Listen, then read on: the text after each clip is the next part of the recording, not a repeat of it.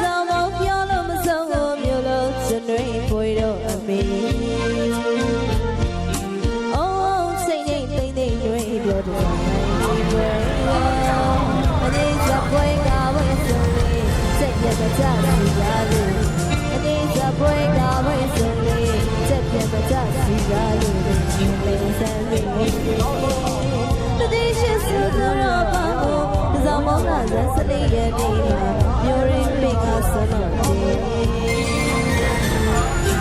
လာရီညနေမနက်တိုင်းမှာသတို့ဒီလာကျွေးမွေးလို့ဒါနာစုလို့ပူလာရဲ့လာရီကြတဲ့နေမှာအများကြီးကိုတရားပွားလာသူမျောစီရာတတိရှိစုတော့ပါဘူးဒီကဆိုင်ကြချင်ရဲ့မျိုးရင်းလေးလေးကူသောဆွဲငါမာတူလာတဲ့ကြမအောင်စတောင်းပြီးငါတဲ့ကြည်တွေအကြောင်းတော်စီတို့ကဲကိုဆက်ပြောရကြွချီရတော့